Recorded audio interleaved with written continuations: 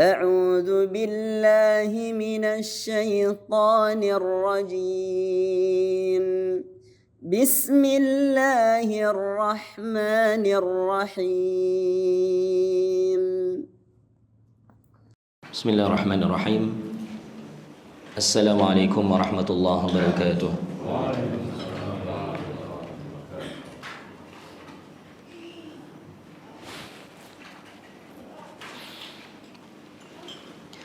إن الحمد لله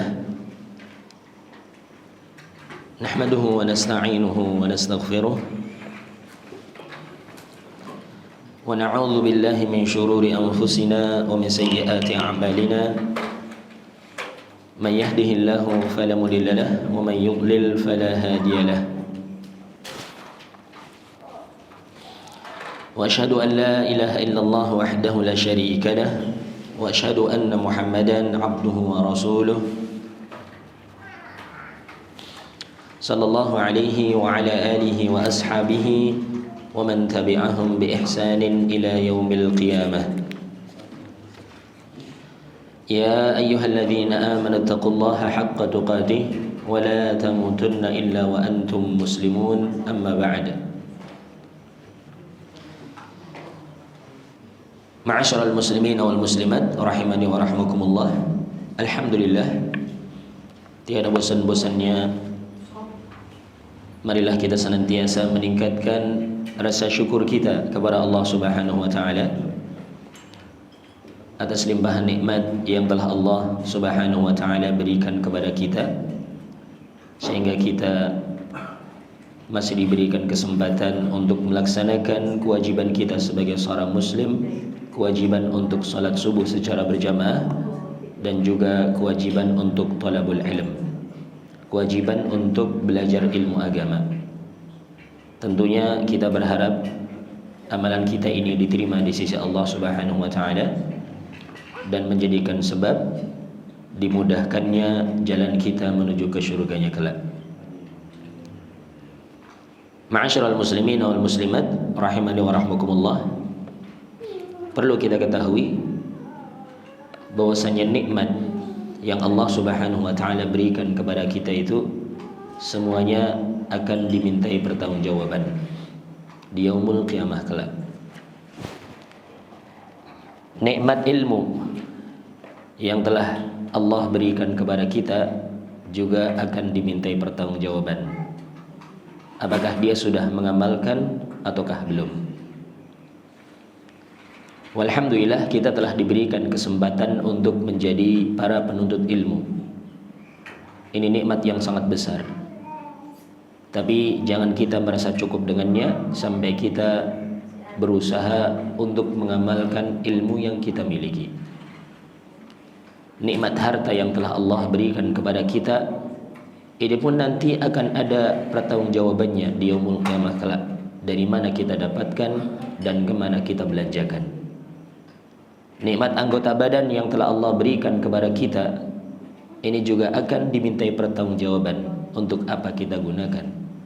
Nikmat umur yang telah Allah berikan kepada kita juga akan ada pertanggungjawabannya untuk apa kita habiskan.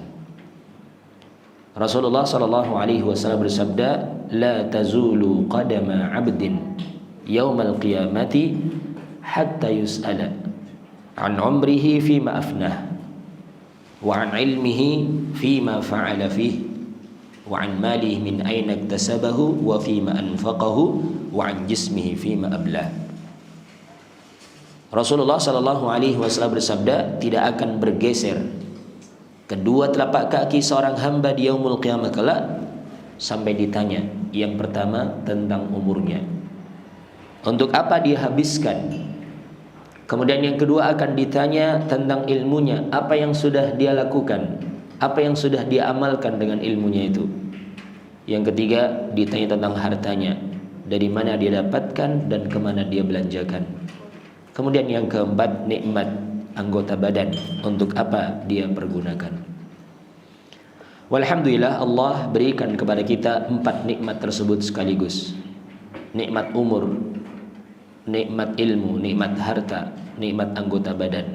Maka marilah kita gunakan semuanya itu sebagai sarana untuk mendekatkan diri kita kepada Allah Subhanahu wa taala, sehingga hisab kita di akhirat kelak pun akan mudah, dan bahkan nikmat tersebut tadi akan semakin membuat kita diberikan kedudukan yang mulia di sisi Allah Subhanahu wa taala di surganya kelak. Ma'asyiral muslimin wal muslimat rahimani wa rahmakumullah, kita lanjutkan kembali kajian kita dari membaca kitab Ad-Da'u wad-Dawa karya al-Imam Ibnu Al-Qayyim Al-Jauziyah rahimahullahu taala.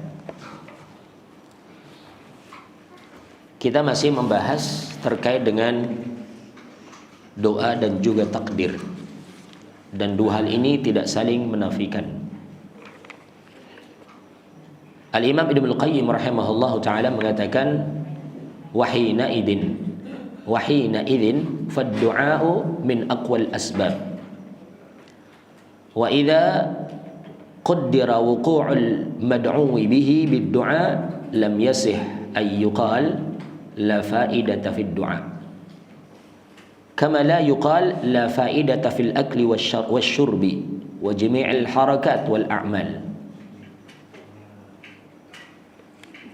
Maka doa itu adalah merupakan sebab yang paling kuat dari sebab terjadinya sesuatu.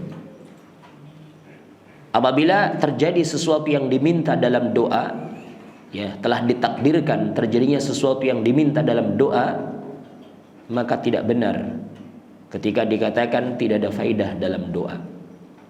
Sebagaimana tidak boleh dikatakan tidak ada faidah dalam makan dan minum dan semua gerak-gerik yang kita lakukan dan perbuatan yang kita lakukan. Walaysa syai'un minal asbab anfa'u minad du'a wala ablaghu fi husulil matlub. Tidak ada sesuatu pun dari sebab-sebab yang ada itu yang lebih bermanfaat daripada doa dan lebih bisa mengena di dalam tercapainya apa yang diminta. Justru doa itu adalah merupakan sebab yang paling kuat, sebab yang paling bermanfaat, yakni di dalam terjadinya sesuatu. Walamma kana as-sahabatu radhiyallahu anhum a'lamal ummati billahi wa rasulihi wa afqahahum fi dinihi kanu aqwamu bihadha as-sabab wa syurutihi wa adabihi min ghairihim. Para sahabat radhiyallahu anhum ajma'in, mereka adalah umat yang paling mengenal, umat yang paling tahu tentang Allah dan juga Rasulnya. Mereka adalah umat yang paling faham agamanya. Mereka itu melakukan sebab ini, yakni sebab doa. Ketika ingin melakukan sesuatu, mereka berdoa.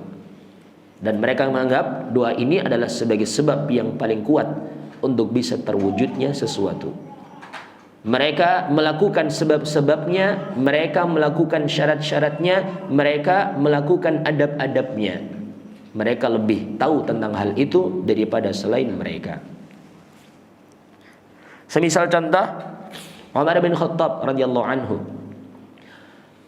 yastansiru bihi ala aduwihi wa kana a'zama jundihi wa kana yaqulu lis-sahabah lastum tunsaruna bikathrah wa innama tunsaruna minas sama.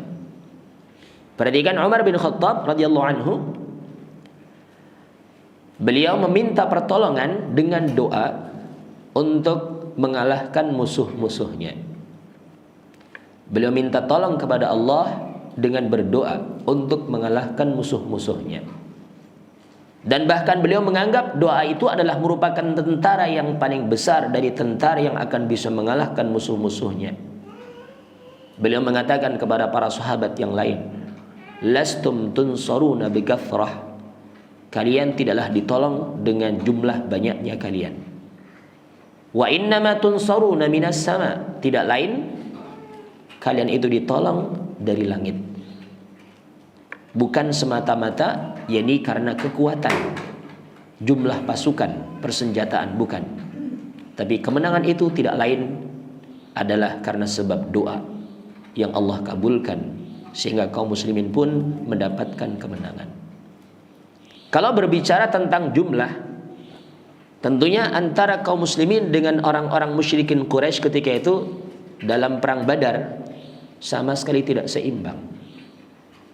Sebagaimana kita tahu, dalam perang Badar ini kaum muslimin hanyalah berjumlah sekitar 300 orang dengan senjata ala kadarnya. Karena mereka memang tidak ada rencana untuk perang. Rencananya adalah untuk apa? Menghadang kafilah dagangnya Abu Sufyan, bukan untuk perang. Rasul SAW mengajak para sahabat menuju ke Badar untuk menghadang kafilah dagangnya Abu Sufyan. Dan yang di sini perlu kita garis bawahi, menghadang ini bukan untuk merampok sebagaimana tuduhan orang-orang liberal, tapi menghadang ini adalah untuk mengambil kembali hak yang telah dirampas oleh musyrikin Quraisy. Sebagaimana kita tahu, kaum muslimin ini hijrah dari Mekah ke Madinah dengan meninggalkan harta bendanya mereka. Mereka ibaratnya itu hanyalah membawa pakaian di badan saja, ditinggalkan semua hartanya. Kemudian hartanya mereka itu dijarah oleh orang-orang musyrikin Quraisy. Entah itu kain sutranya, entah itu permadaninya, entah itu kulit-kulit yang telah mereka kumpulkan, harta benda yang mereka miliki di Mekah ditinggalkan begitu saja dan dijarah oleh orang-orang musyrikin Quraisy. Kemudian dibawa oleh kafilah dagangnya Abu Sufyan untuk diperjualbelikan ke negeri lain.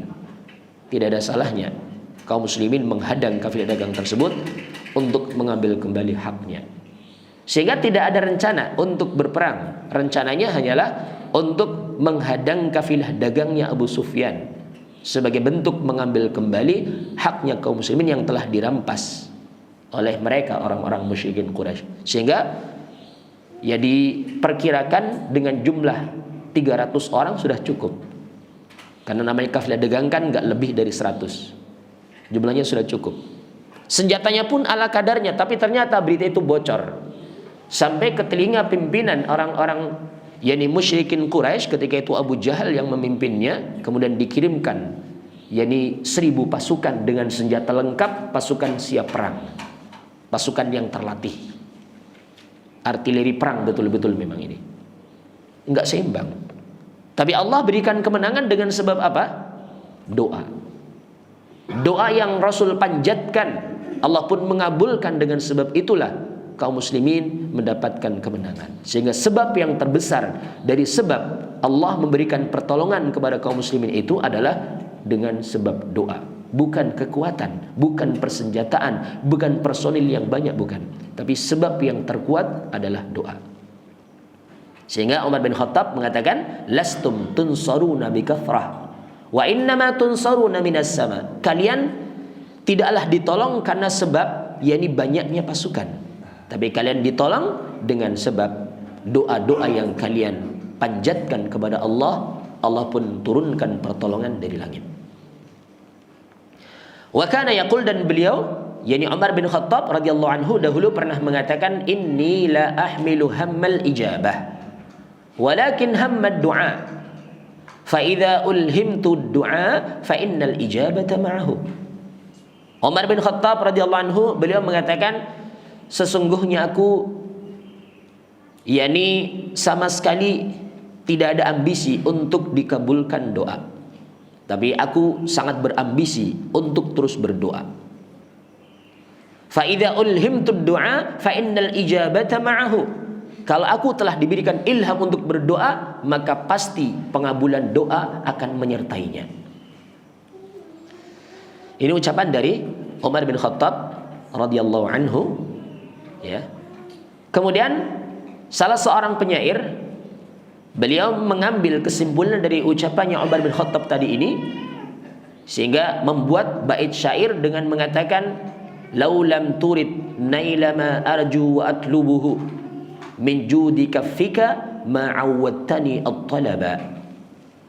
Lau lam turid naila ma arju wa atlubuhu min judi kaffika ma awwadtani at-talaba. Jikalau seandainya engkau tidak menginginkan yakni aku mendapatkan apa yang aku harapkan dan apa yang aku cari dari kemurahan tanganmu, maka engkau tidak akan menjadikan aku itu terbiasa untuk meminta. Ketika Allah memberikan kepada seorang hamba ilham untuk meminta kepadanya, untuk berdoa kepadanya, maka hal ini adalah merupakan pertanda Allah akan mengabulkan keinginannya, Allah akan mengabulkan permintaannya. Ini mirip dengan ucapan dari Umar bin Khattab tadi, inni la ahmilu hammal ijabah walakin hammad du'a fa idza ulhimtu du'a fa innal ijabata ma'hu.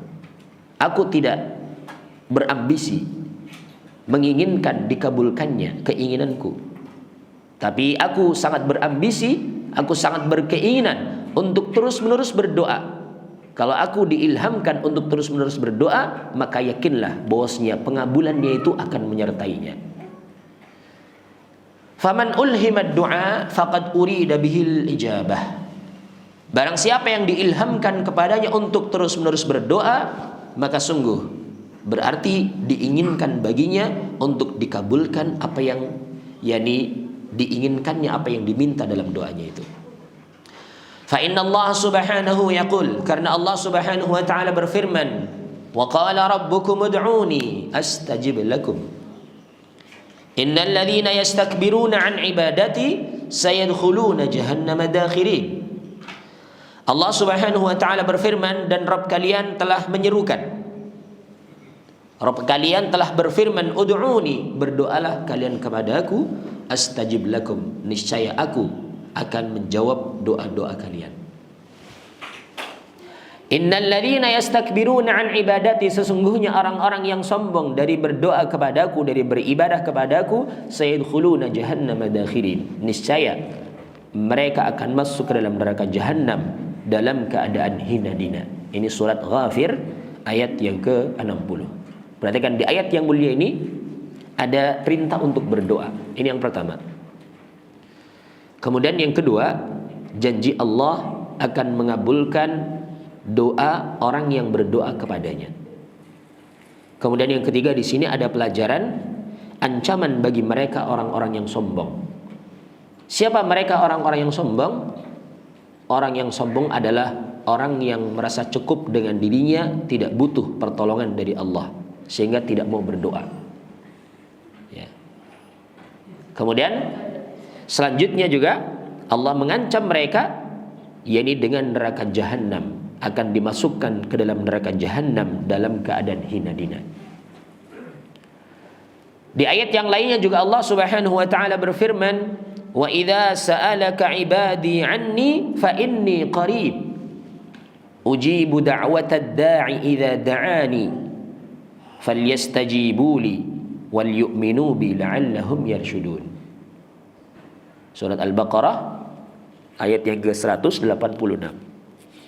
Allah Subhanahu wa taala berfirman, dan apabila hamba-hambaku bertanya kepadamu tentang aku, fa inni qarib, maka sesungguhnya aku itu dekat. Ujibu da'watad da'i idza da'an, aku akan menjawab setiap doa orang yang berdoa kepadaku, falyastajibuli, tapi syaratnya hendaklah mereka menjawab seruanku, wal yu'minu bi, dan mereka beriman kepadaku, la'allahum yarshudun, mudah-mudahan mereka mendapatkan bimbingan, mendapatkan petunjuk untuk menempuh jalan-jalan kebenaran. Ma'asyiral muslimin wal muslimat rahimani wa rahmakumullah, ayat ini perlu difahami dengan pemahaman yang benar agar supaya seorang itu akidahnya tidak rusak. Di sini kedekatan Allah dengan hambanya bukan kedekatan dalam hal zat, tapi kedekatan dalam hal pengabulan doa. Karena konteksnya di sini konteks terkait dengan apa? Pengabulan doa. Ya. Wa idza sa'alaka ibadi anni fa inni qarib. Dan apabila hamba-hambaku bertanya kepadamu wahai Muhammad tentang diriku, katakan aku itu dekat.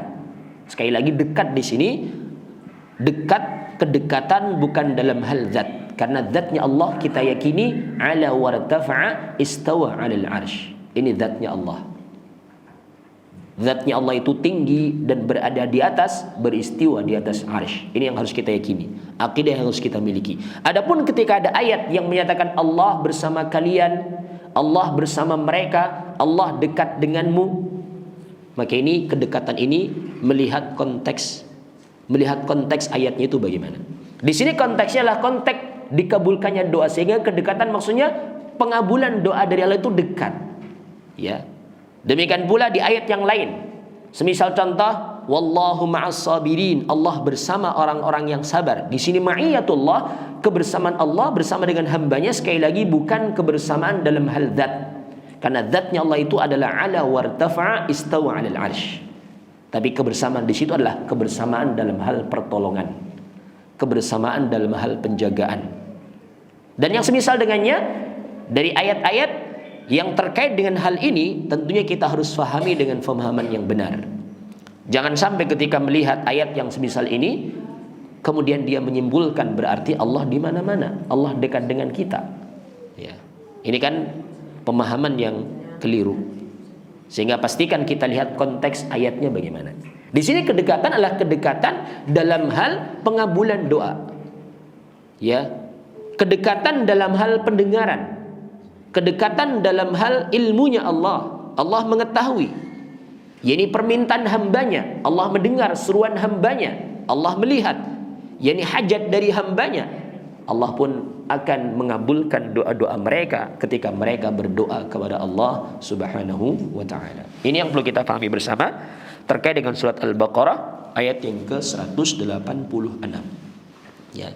Kemudian ketika seorang menginginkan doanya dikabulkan harus terpenuhi padanya syarat. Sehingga dikatakan falyastajibuli wal yu'minu bi. Secara global ada dua syarat dikabulkannya doa yang disebutkan di surat Al-Baqarah 186, falyastajibuli. Ini syarat yang pertama. Hendaklah dia menjawab. Hendaklah dia menjawab seruanku, memenuhi perintahku dan beriman kepadaku. Dua syarat ini harus terpenuhi. Bagaimana mungkin seorang ingin dikabulkan doa kalau perintahnya Allah saja tidak ditunaikan?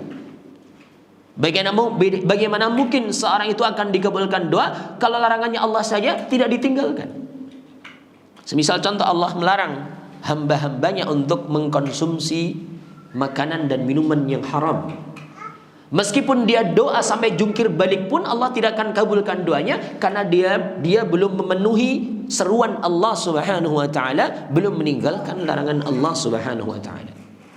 Bagaimana mungkin seorang akan dikabulkan doa sementara dia ada keraguan dalam hatinya terkait dengan maha kuasanya Allah? Dia belum beriman kepada Allah dengan keimanan yang sebenar-benarnya. Sehingga dua syarat ini harus terpenuhi. Falyastajibuli wal yu'minu bi. Hendaklah mereka menjawab seruanku dan beriman kepadaku, la'allahum yarsyudun. Mudah-mudahan mereka akan mendapatkan bimbingan jalan kebenaran. Ini surat Al-Baqarah 186. Wa fi sunani Ibnu Majah min hadits Abi Hurairah radhiyallahu anhu qala qala Rasulullah sallallahu alaihi wasallam man lam yas'alillaha yaghdab alaihi. Barang siapa yang tidak minta kepada Allah, Allah pun akan murka kepadanya. Ya. Allah itu berbeda dengan makhluknya. Kalau ada orang yang mungkin suka meminta kepada kita, lama-lama kita akan apa? Bosan. Dikit-dikit donasi, dikit-dikit donasi. Lama-lama akan apa? Bosan.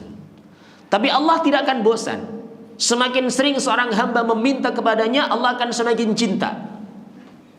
Tapi kalau kita kan ada orang yang terus minta kepada kita, minta tolong bantu kepada kita, katakan bosan, kita akan berusaha menyingkir dari orang itu. Karena memang kita sifatnya seperti itu. Tapi kalau Allah justru semakin sering diminta, Allah akan semakin cinta dengan hamba itu. Berarti hamba itu benar-benar merasa butuh kepadanya, Allah semakin cinta.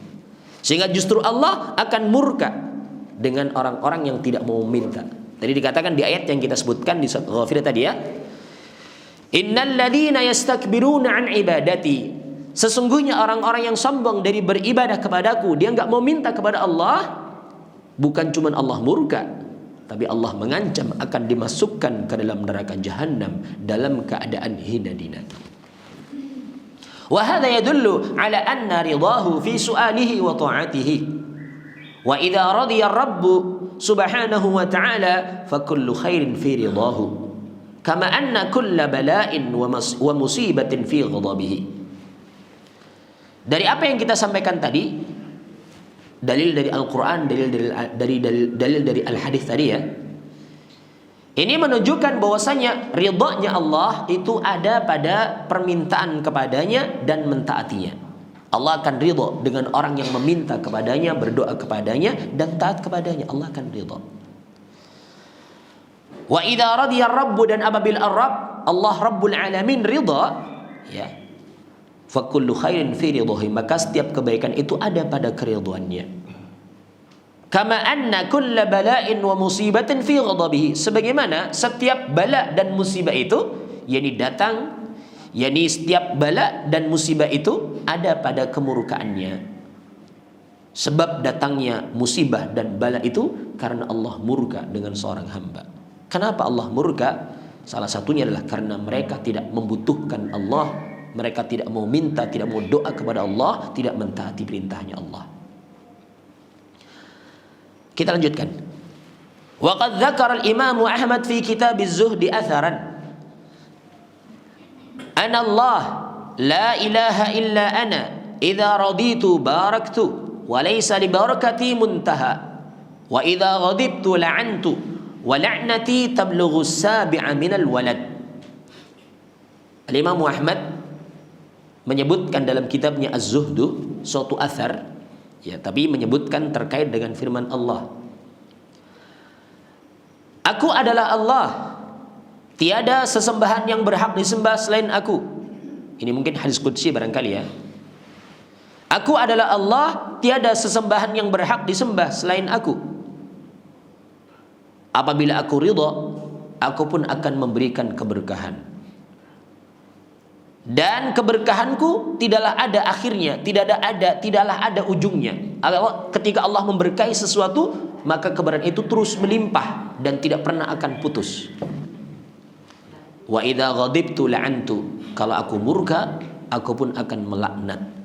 Dan laknatku yakni akan bisa mencapai sampai 7 turunan, ya.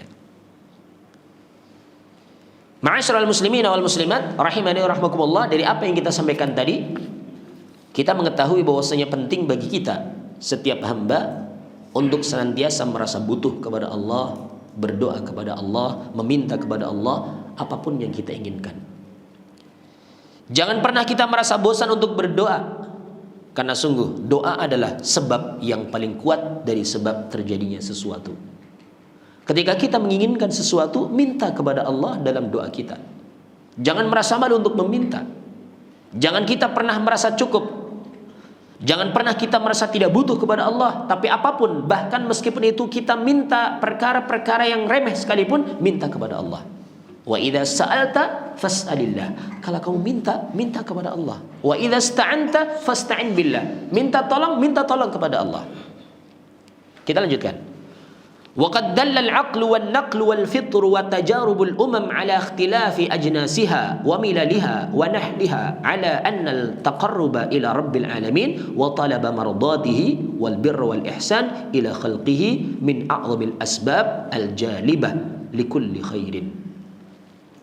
Dan sungguh akal, demikian pula naql itu adalah dalil-dalil syariat, penukilan dalil syariat, fitrah, serta pengalaman-pengalaman dari umat-umat yang sebelumnya sesuai dengan perbedaan jenisnya mereka, perbedaan agamanya mereka, perbedaan keyakinannya mereka dahulu.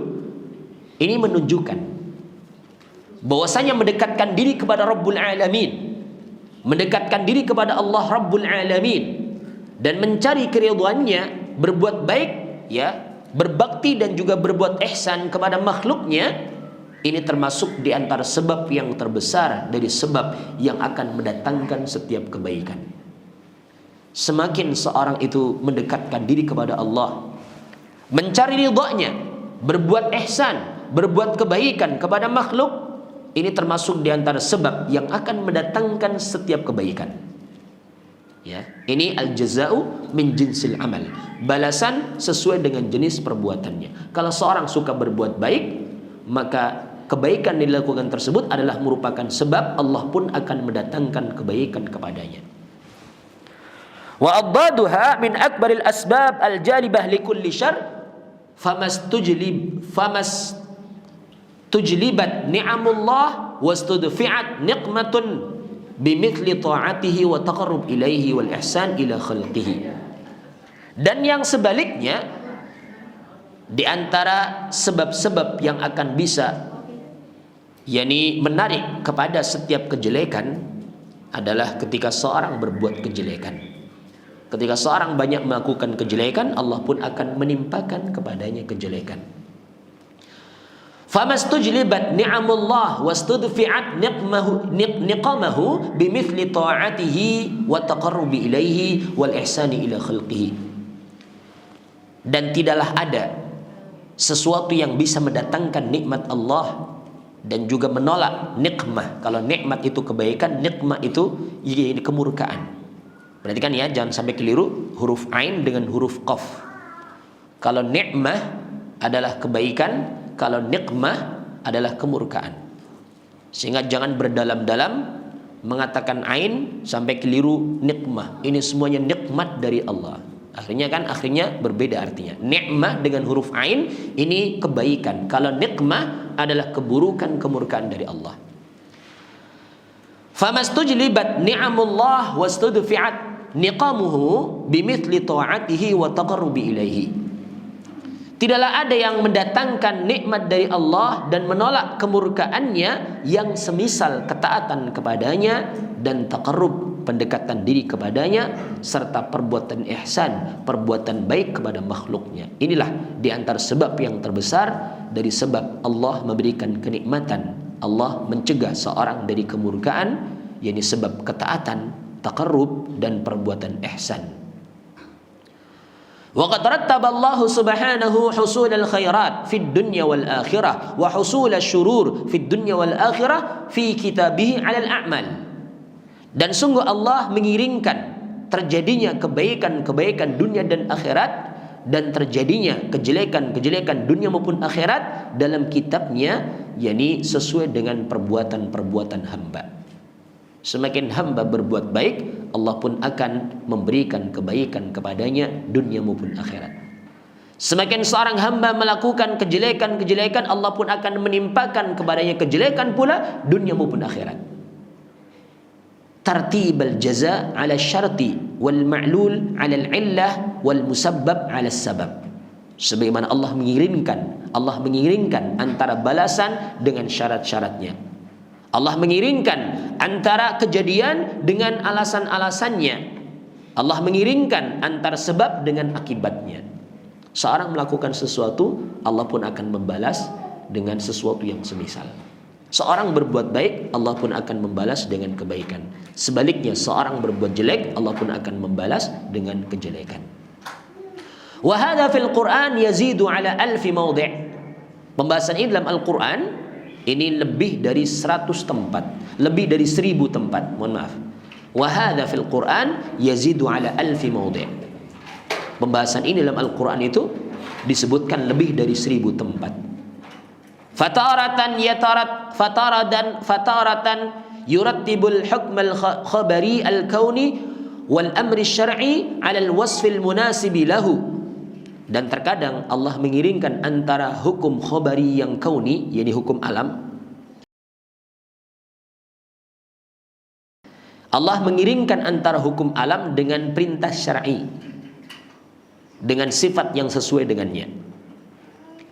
Kaqaulihi ta'ala, semisal contoh firman Allah subhanahu wa ta'ala, falamma atau amma nuhu anhu qulna lahum kunu qiradatan khasi'in.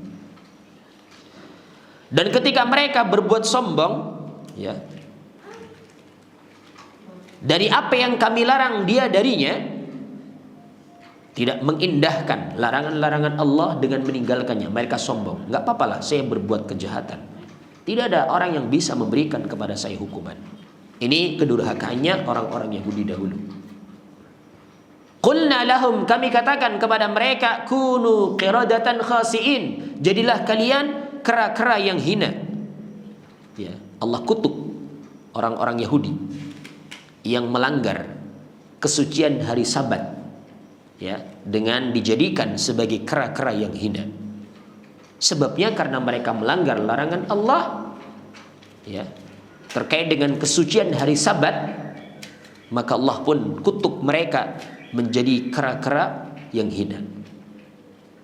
Jadi ada sebab, ada akibatnya. Sebabnya karena mereka durhaka. Akibatnya Allah pun kutuk mereka menjadi qiradatan khasiin, kera-kera yang hina. Ini apa yang sudah Allah timpakan kepada umat terdahulu dari kalangan nenek moyangnya orang-orang Yahudi yang melanggar kesucian hari Sabtu. Kemudian juga di ayat yang lain Allah Subhanahu wa taala juga berfirman, "Falamma asafuna intaqamna minhum fa'aghraqnahum ajma'in." Kalau tadi yakni apa yang Allah timpakan kepada orang Yahudi yang melanggar kesucian hari Sabtu, sekarang Allah timpakan kepada Fir'aun dan bala tentaranya. Falamma asafuna intaqamna minhum fa'aghraqnahum ajma'in. Dan ketika mereka membuat kami murka, kami pun timpakan kepada mereka hukuman kami. Kami pun tenggelamkan mereka semuanya di lautan. Ini ancaman yang Allah timpakan kepada Fir'aun dan bala tentaranya. Mereka membuat Allah murka. Allah pun murka dengan mereka dengan menenggelamkan mereka semuanya ke dalam lautan. Ini terkait dengan hukum khabari al-kauni dengan amri syar'i. Kaitannya dengan hukum alam, terjadinya musibah, terjadinya bencana, ya, terjadinya kera tadi itu salah satu contohnya ya, dengan sebab kedurhakaan dari mereka dengan melanggar perintah syar'i. Contoh lain Allah berfirman terkait dengan hukuman bagi para pencuri. Allah berfirman, "Was-sariqu was-sariqatu faqta'u aydiyahuma jazaa'an bima kasaba nakalan minallah wallahu azizun hakim." Dan pencuri, baik itu laki-laki maupun perempuan, potonglah tangan mereka berdua sebagai balasan yang setimpal atas perbuatan yang mereka lakukan dan sebagai siksaan dari Allah, dan Allah itu maha perkasa lagi maha bijaksana. Ini surat Al-Maidah ayat yang ke-38. Adanya hukum potong tangan sebabnya itu karena orang mencuri. Hukum yang pantas tentunya pencuri bukan semua bentuk pencurian ya, tapi ada syarat-syarat tertentu yang harus dipenuhi dalam yakni keputusan hukum itu. Salah satunya mungkin nilainya sudah mencapai ukuran tertentu. Kemudian juga syarat-syarat lain harus terpenuhi. Nanti dengan sebab mereka melanggar hukum ini, Allah pun tentukan hukum ini potong tangan bagi pencuri. Contoh lain di surat Al-Ahzab ayat yang ke-35. Allah yakni menyiapkan bagi mereka maghfirah dan pahala yang besar karena sebab amalan-amalan tertentu. Allah Subhanahu wa taala berfirman, "Innal muslimina wal muslimat." Sesungguhnya orang-orang muslim laki-laki maupun perempuan, ini amalan berupa keislaman satu. Wal mu'minina wal mu'minat, orang-orang yang beriman laki-laki maupun perempuan, ini amalan yang kedua, amalan keimanan. Wal qanitina wal qanitat, orang-orang yang taat laki-laki maupun perempuan. Was-sadiqina was-sadiqat, yakni orang-orang yang jujur laki-laki maupun perempuan. Was-sabirina was-sabirat, orang-orang yang sabar laki-laki maupun perempuan. Wal khashi'ina wal khashi'at, orang-orang yang khusyuk laki-laki maupun perempuan. Wal mutasaddiqina wal mutasaddiqat, orang-orang yang gemar bersedekah laki-laki maupun perempuan. Was-saimina was-saimat, orang-orang yang gemar berpuasa laki-laki maupun perempuan. Wal hafidhina furujahumul hafidhat, orang-orang yang menjaga kemaluan mereka, harga diri mereka, kehormatan mereka laki-laki maupun perempuan. Wadzakirin Allah katsira wadzakirat, orang-orang yang banyak mengingat Allah laki-laki maupun perempuan. 10 amalan ini ketika seorang menunaikannya, melakukannya, Allah menyatakan a'addallahu lahum maghfiratan wa ajran 'azima. Allah siapkan bagi mereka maghfirah, yakni ampunan dan juga pahala yang besar. Sebab Allah memberikan ampunan, sebab Allah memberikan pahala yang besar karena 10 amalan tadi. Amalan keislaman, amalan keimanan, amalan ketaatan, amalan kejujuran, amalan kesabaran, amalan khusyuk, amalan bersedekah, amalan puasa, amalan menjaga kemaluan, dan amalan berupa mengingat Allah. Ini sebab Allah memberikan ampunan, Allah memberikan pahala yang besar karena 10 sebab itu. Wa hadza katsirun jiddan, yang semisal ini sangat banyak sekali dalam Al-Qur'an. Sehingga dari sini kita mengetahui bahwasanya setiap kebaikan yang kita lakukan, maka pasti kita yakin bahwasanya pasti Allah pun akan membalasnya juga dengan kebaikan, baik itu kebaikan di dunia maupun di akhirat. Sebaliknya setiap kejelekan yang seorang lakukan, maka pasti Allah pun akan membalas dengan kejelekan pula dunia maupun akhirat. Kalau seorang yakin dengan hal ini, maka keyakinannya ini akan mendorong dia untuk terus berbuat kebaikan. akan mencegah dia untuk meninggalkan kejahatan-kejahatan, kejelekan-kejelekan. Meskipun mungkin sekarang dia belum mendapatkan akibatnya, tapi yakinlah pasti nanti akan ada akibat dari perbuatannya itu. Allah akan menimpakan kejelekan bagi mereka orang-orang yang berbuat kejelekan. Al-jaza'u min jinsil amal. Balasan sesuai dengan jenis perbuatannya. Kalau seorang suka melakukan kebaikan, Allah pun akan membalasnya dengan kebaikan. Kalau seorang suka melakukan kejelekan, pasti Allah pun akan membalas pula dengan kejelekan. Ini barangkali ayat-ayat yang lain, contoh-contoh yang lain ya terkait dengan sebab dan akibat. Fa insyaallah nanti akan kita sampaikan di pertemuan yang lain. Wallahu taala a'la wa a'lam. Sebelum kita tutup, silahkan barangkali ada pertanyaan. Monggo, sampai menunggu waktu syuruk.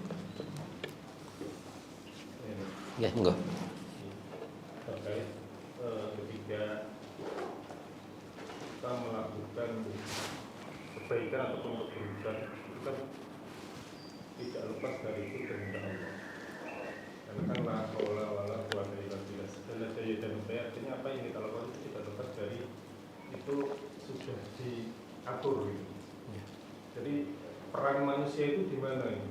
Peran manusia ketika itu ada kodok dan kodar untuk menentukan apa yang akan dilakukan itu sama, karena semuanya sebenarnya sudah dalam skenario Allah sendiri. Ya. Barakallahu fikum. Perlu kita ketahui bahwa takdir ini rahasia, sehingga tidak ada seorang pun yang tahu tentang apa yang akan terjadi, ya, terkait dengan hal-hal yang akan terjadi, tidak ada seorang pun yang tahu. Sehingga kita tidak boleh bersandar dengan takdir, ya, kecuali sesuatu yang telah terjadi. Adapun yang belum terjadi, maka tidak boleh seorang menyandarkan dengan takdir, karena kita nggak tahu takdir itu bagaimana.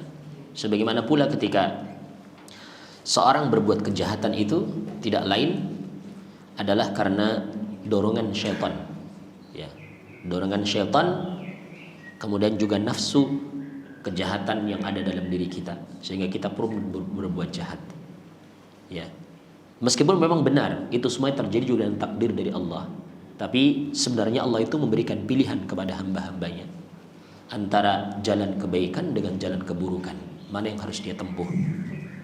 Ya, di depan kita ada dua jalan. Kalau seorang mau melakukan kebaikan, Allah janjikan balasan kebaikan pula. Tapi ternyata sebagian orang itu lebih memilih jalan kejelekan, Allah pun akan timpakan. Sehingga ini rahasia Allah, ya, rahasia Allah, ya. Sehingga peran kita dalam hal ini adalah Allah berikan kepada kita akal yang sehat, Allah berikan kepada kita hati nurani yang selamat. Ini kita gunakan dengan sebaik-baiknya untuk memilah mana sih yang boleh kita lakukan, mana yang tidak boleh. Ini difilter dengan ini hati kita, nurani kita. Akal sehat tentunya yang dibangun di atas syariat, dibangun di atas ilmu, ya, sehingga dengannya dia pun akan bisa memilih mana yang baik dan mana yang buruk. Dan sekali lagi takdir itu rahasia, sehingga tidak boleh seorang menganggap, ya, ini terjadi dengan kehendak dari Allah, karena ini pemahaman yang keliru, sebagaimana pemahamannya orang Jabriyah. Dalam hal ini ada dua golongan, ya, ada Qadariyah, ada Jabriyah. Qadariyah itu bahkan dia mengingkari takdir. Semua yang kita lakukan itu atas kehendak diri kita. Ini Qadariyah ini. Adapun Jabriyah ini, pemahaman Jabri ini, dia menganggap kita itu hanya dipaksa oleh takdir. Hidup kita dipaksa oleh takdir. Sehingga sangat lemah hujahnya mereka sebenarnya, sebagaimana terjadi di zamannya Umar bin Khattab dahulu. Ada orang Jabriyah ini mencuri, kemudian mau diputuskan hukum potong tangan. Orang ini mencari alasan, mahlan ya Amirul Mukminin, jangan tergesa-gesa wahai Amirul Mukminin, jangan tergesa-gesa kamu hukum saya dengan hukum potong tangan, karena aku mencuri dengan takdir dari Allah. Ini orang Jabriyah, aku mencuri dengan takdir dari Allah. Ya sudah, kalau begitu kamu pun gak usah protes, saya memotong tanganmu juga dengan takdir dari Allah.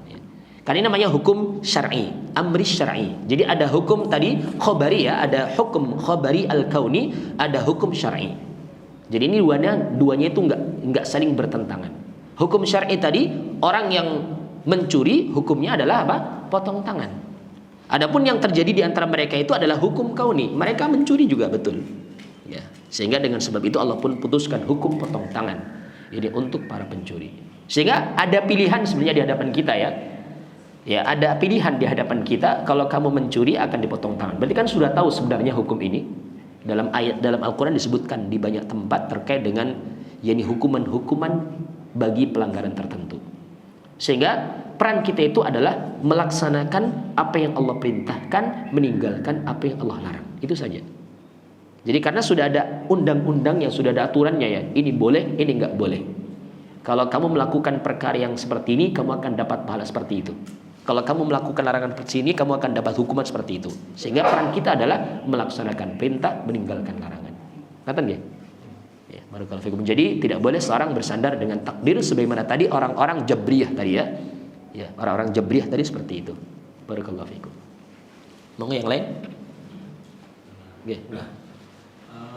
Berkaitan dengan apa namanya keyakinan dan kekuatan akan doa tadi. Jadi ada mungkin sebagian orang itu berdoa tapi kurang yakin. Jadi seperti mungkin satu contoh itu baru sakit kepala itu doa juga minta kesembuhan tapi langsung beli paramet untuk diminum. Nah ini bagaimana dengan apakah itu berarti dia kurang yakin dengan Allah, apa harusnya doa dulu tunggu berapa lama baru ikhtiar dengan yang bersifat akal manusia? Barakallahu fikum. Ini pertanyaan sangat bagus. Jadi salah satu syarat dikabulkannya doa tadi adalah wal yu'minu bi, beriman kepadaku. Jadi harus yakin dengan dikabulkannya doa. Tapi bukan berarti usaha yang kita lakukan menafikan keyakinan, bukan. Selama itu memang usaha yang memang apa namanya itu, yang istilahnya hukum yang kauni ya, hukum yang kauni, nggak ada masalah. Yang penting memang itu merupakan sebab sembuhnya seorang dari penyakit. Kalau terkait dengan urusan penyakit ya. Ya, semisal contoh seorang sakit, dia berdoa, ya Allah sembuhkanlah sakitku. Kemudian dia melakukan usaha. Usaha dengan datang ke dokter, usaha dengan datang ke terapis, usaha dengan minum obat, ini nggak ada masalah. Bukan berarti hal itu mengurangi keyakinannya, bukan. Ya, karena ini dua hal yang saling beriringan antara doa dengan usaha. Ya, doa tanpa usaha ini sangat mengkhawatirkan akan menjerumuskan dalam kebodohan. Usaha tanpa doa sangat mengkhawatirkan menjerumuskan ke dalam apa? Kesombongan. Seorang cukup usaha saja, nggak usah doa. Ini kan sombong ya. Dia menganggap sudah cukup dengan usahanya. Seorang cuma berdoa tapi nggak mau usaha. Pingin kaya tapi nggak mau bekerja. Ya. Seorang pingin sembuh tapi nggak mau mencari sebab-sebab kesembuhan. Maka ketika itu tentunya sangat dikhawatirkan ia akan menjerumuskan seorang dalam kebodohan. Sehingga itu nggak menafikan. Selama itu memang bisa menjadi sebab. Ya. Selama itu bisa menjadi sebab, nggak ada masalah. Bukan berarti dia nggak yakin dengan dikabulkannya doanya, bukan. Tapi justru dengan sebab doa, kemudian dibarengi dengan usaha tadi itu, Allah pun menyembuhkan penyakitnya. Sehingga nggak bertentangan ini. Boleh-boleh saja. Selama itu sekali lagi, sebabnya adalah sebab yang kauni. Sebab syar'inya tadi adalah doa, sebab kauninya itu tadi adalah minum obat. Ini kan sama-sama sebab ya. Ada sebab yakni syar'i, ada sebab kauni. Ya, ini duanya dilakukan secara bersamaan tidak mengapa. Bukan berarti dia itu ragu, tidak beriman dengan dikabulkannya doa. Bukan seperti itu. Tapi ini memang justru saling berkaitan. Sebab kauni dengan sebab syar'i. Ya. Katanya? Barakallahu fikum. Enggak. Ini kanan semua ini, enggak ada yang kiri nih. Enggak, ini sudah kompak mungkin tadi.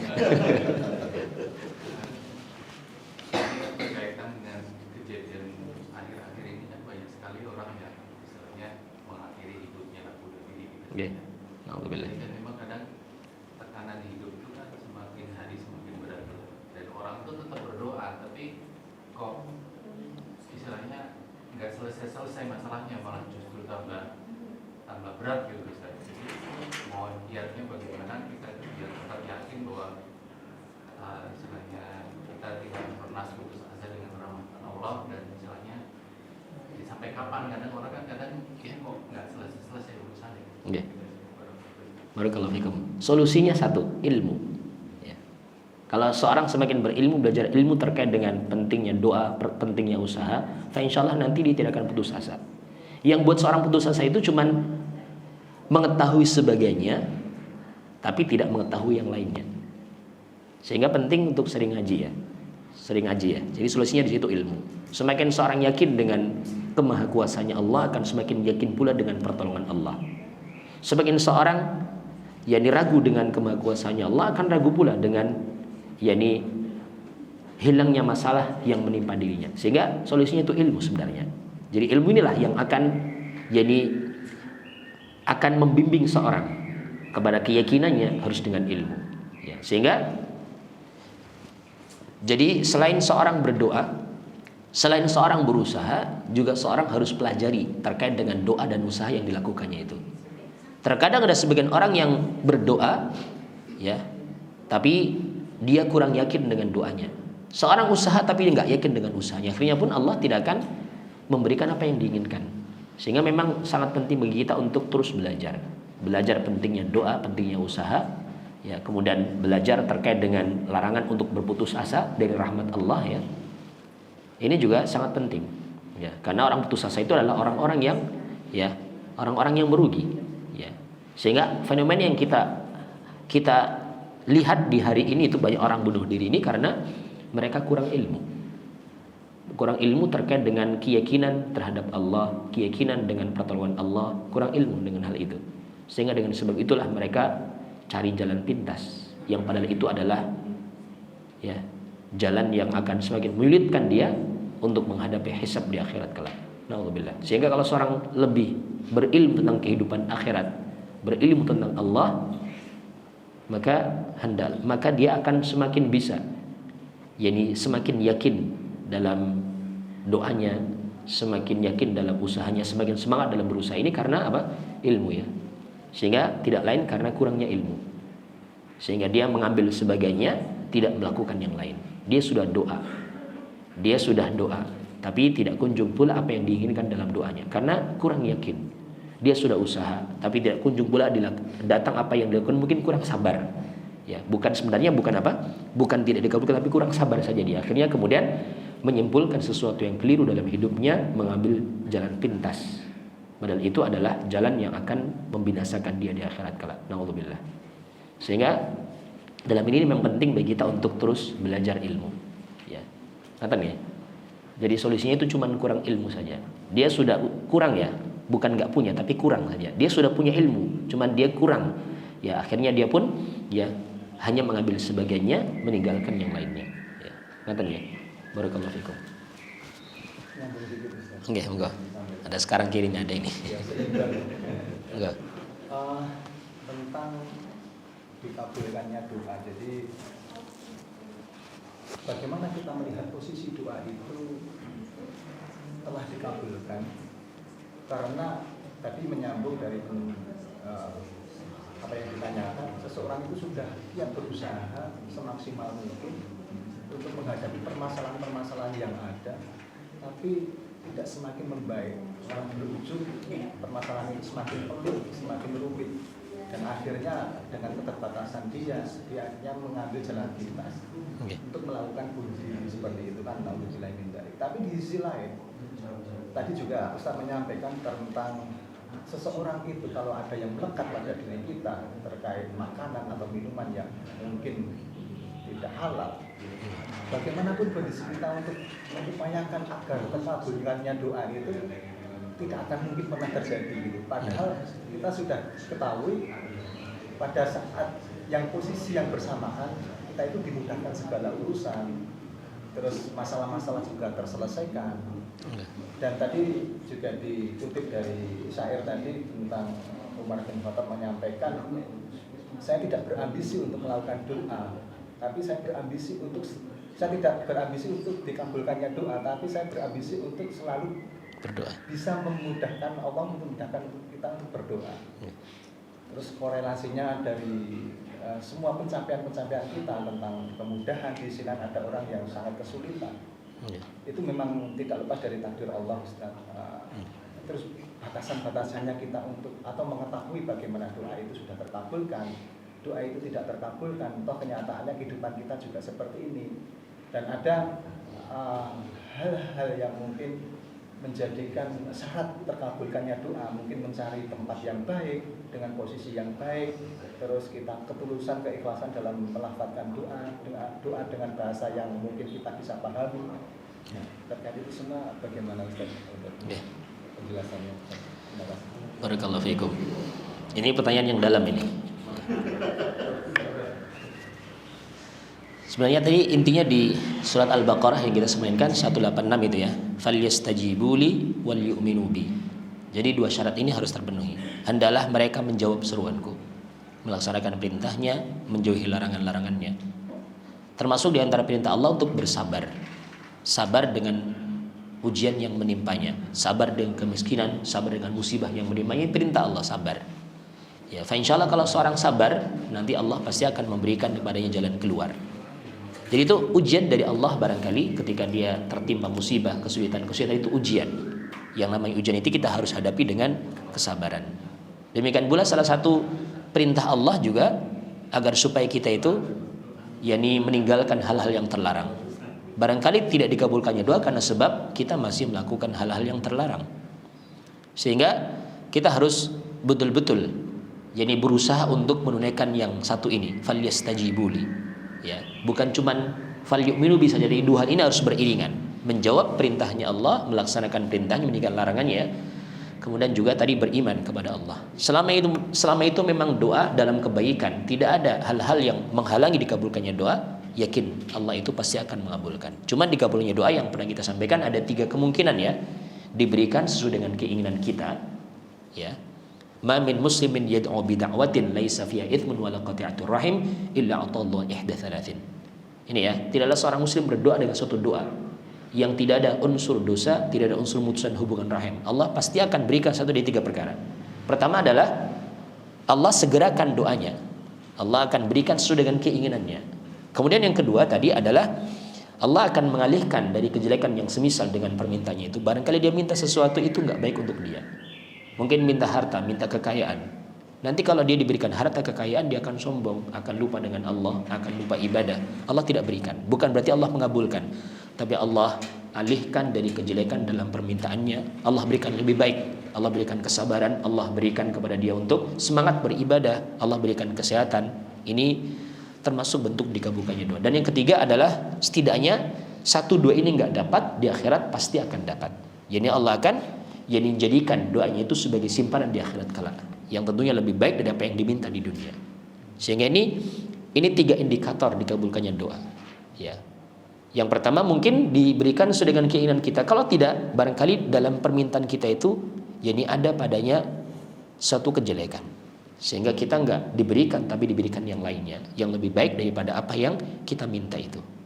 Ya, sehingga kita nggak tahu apakah memang tidak dikabulkan sudah kita tahu memang itu adalah kejelekan, dan kita harus yakin karena itu maka kita senantiasa berbaik sangka kepada Allah dalam apa yang kita minta tersebut, apa yang terjadi dalam diri kita itu.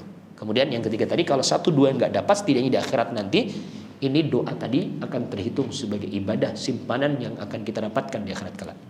Jadi seperti itu ya. Barakallahu fikum. Kita cukupkan dengan kafaratul majlis.